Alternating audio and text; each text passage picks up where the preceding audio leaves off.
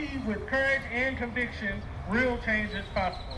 McLennan County, Texas Democrats and friends, if you're ready to keep fighting for Texas, if you're ready to protect our democracy, then help me welcome a true leader, former U.S. Representative Beto O'Rourke.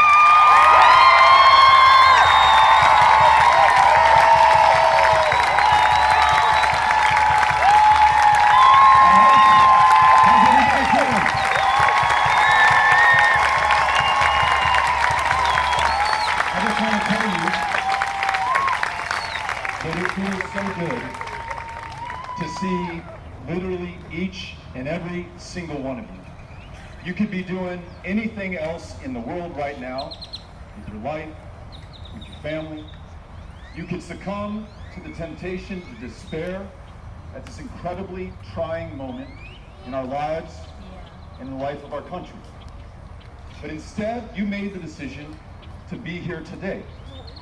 Unless this is just where you all hang out on Sundays anyhow. Sun City Retirement Center, under these trees up here.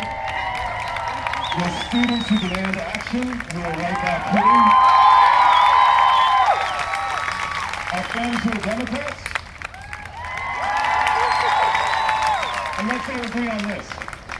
If you're a Republican, if you voted for Donald Trump, if you don't see the world the same way that I do, we are still glad that you are here and you're welcome among us right now. Yeah. We are going to build the biggest, broadest coalition this state, this country has ever seen. It does not matter, no me importa, where you were born. Whether you're 5 generations a Texan or whether you got here 5 days ago. Democrat, Republican, Independent, to whom you pray or whether you pray at all. How you love and who you love, that is your fucking business, not mine. Yeah! All that matters is that you are here and we are together. They are trying to defeat us with hopelessness.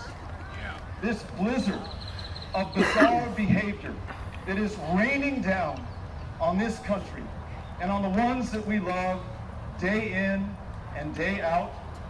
To the veterans that I just said hello to, 83,000 jobs are close cut at the VA. Most of those cuts will be to veterans themselves, to those who paid into Medicare, Medicaid, Social Security, every working day of your life. They want to take away what you have paid for and what you have earned. And whether or not you are an immigrant, and let us remember at one time or another, those who preceded us were immigrants coming to a country of refuge and of salvation, which is what makes America the great place it is today. Whether or not you're an immigrant, all of us must stand together. Those who are being targeted, who have their constitutional protections removed, due process absolutely annihilated under a law passed in 1798, the Alien Enemies Act, that has only been used in the War of 1812, in World War I, in World War II. How proud of you are your use of that law when we interned Japanese Americans as though they were alien enemies within the United States and we are doing the same thing to our fellow Americans right now. And they are waiting to see whether we will submit and surrender or whether we choose to stand and fight. Ladies and gentlemen, I choose to stand and fight every single time. They want you to think that you don't have any power. And the argument is pretty damn seductive. Remember, they've got the White House. They have a 6-3 majority in the Supreme Court. They have the House of Representatives, the U.S. Senate. The wealthiest people on the planet are on their side, spending god-awful amounts of money to purchase elections and outcomes and legislation and the future for your kids and mine. But I'll tell you what we have on our side. We have the power of the people. And never sleep and the people of America. And let me give you an example. In 1965, 60 years ago, almost to the day, not in an election year, just like this is not an election year, we really understood the power of the people. For more than 75 years, up until 1965, this country did not have free and fair elections. We were a democracy in name only. If you were black, you lived in the state of Texas, or Alabama, Louisiana, or Mississippi, or Florida, or any of the others of the former Confederacy, you could not register to vote. That is, unless you could count the number of jelly beans in the jar on the county registrar's desk, or pass that literacy test that they would be the judge of, or recite the Mississippi State Constitution word for word. At the end of '64, after the first president from the state of Texas, Lyndon Baines Johnson, used all the political capital at his disposal to pass the Civil Rights Act, there was a meeting in the Oval Office between President Johnson, Dr. Martin Luther King Jr., and Andrew Young.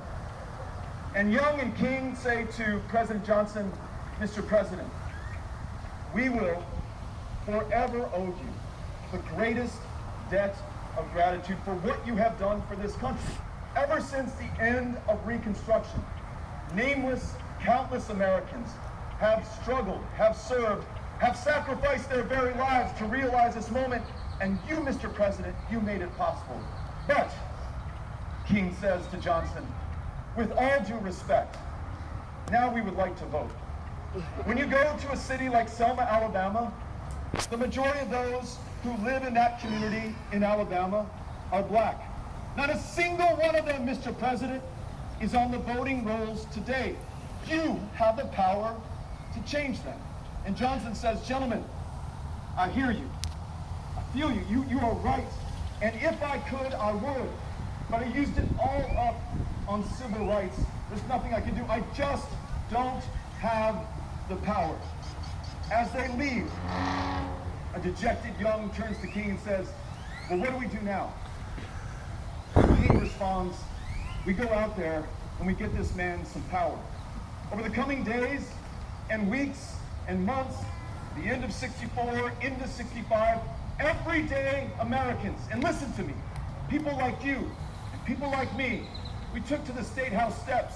We melted down the switchboard at the Capitol. We wrote to the president. We did everything we could to reach every single person who had the ability to make this change, until you get to the 7th of March, 1965, when a 24-year-old John Lewis, taking his life in his own hands, begins to walk across the Edmund Pettus Bridge in Selma, Alabama, and beaten within an inch of his life because he had the courage of his convictions. And thank God the press was there, not the enemy of the people, but the best champion this democracy has ever known. Those images, that film is broadcast across the country, transmitted around the world. It shocks the conscience of America. It galvanizes this country into action. Within 8 days, the 15th of March, LBJ is able to convene a joint session of Congress on the issue of voting rights. And this is what he said, paraphrased by Beto O'Rourke. "Ladies and gentlemen of the House and of the Senate, as it was at Concord and Lexington, as it was at that courthouse in Appomattox in '65, and he could have said, as it was on those beaches in Normandy in June of 1944, so it is today that everyday Americans are willing to lay down their lives for the liberty and the promise that we have offered to ourselves and the rest of the world. And you have the power to grant it." By that summer, LBJ was able to sign the Voting Rights Act of 1965 into law, creating, for the first time in American history, a true multi-racial democracy. We the people, not the politicians, not those in power, we got voting rights, done. And think about this. That achievement, and everyone that came before it, and everyone that came after, is now under attack. And it comes to our generation. Think about the litany. Concord, Lexington, Appomattox, Normandy, Selma, Waco. 2025, our great-grandchildren will be reading about this moment, wondering what we did during this test, during this trial, during this time of clarifying truth for our country. They will read about all those who preceded us, and they will read about us. And they will ask their teacher, "Ma'am, let me see if I can get this straight." So this guy, running for president, promised to be a dictator on day one. He said that immigrants are poisoning the blood of America. You could lift that line out of Mein Kampf or out of the mouth of Adolf Hitler, for that matter. And those motherfuckers still elected him. Is that what you're telling me? Once he gets into office, everything that was laid out in that blueprint of Project 2025, they went to work. And they took that wrecking ball to this country, to our institutions, to our democracy, to the Constitution, to the rule of law. And I cannot wait to read the next chapter. What did the people of 2025 do? Think about this. The eyes of history, our kids and grandkids, the conscience, our Creator to whom we must answer at the end of this life, all are watching us at this time of truth to see whether or not we will be found wanting. And so, no pressure, Waco. But this one is on us. If you think about it this way, how goddamn lucky are we to be alive at this time? The generations that fell in between those that LBJ and I just cited, I mean, they did their part. They were great Americans too, but they did not have the chance that you and I have at this moment.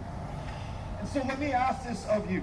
I know that we're not in an election year, just like it wasn't an election year in 1965. The last thing I'm going to ask you to do is wait until 2026 and hang all our hopes on the candidates and the parties and the elections and the ballots that will be cast in that year. Though, of course, all of that is important. What I'm asking from you at this moment is that you do all you can with what you have right where you are. And yes, it begins or continues with showing up here today, but then it flows through to this week. You find a way to get together with your friends, your neighbors, your family members, your classmates, your colleagues. You take the time to talk to that person who voted for Donald Trump and find out why and invite them into this coalition and this movement. You go to the school board meeting, to the county commissioners meeting, to City Hall. You speak up and call to the public, and you, in your own voice, in your own heart, with your own words, you tell your fellow Texans why this moment matters so much to you. And I promise, just as John Lewis did 60 years ago, if we keep doing this, trying with all that we have, we too will shock the conscience of this country, galvanize America into action, and overcome this great challenge before us. Are you with me in this fight? Yes! The last thing is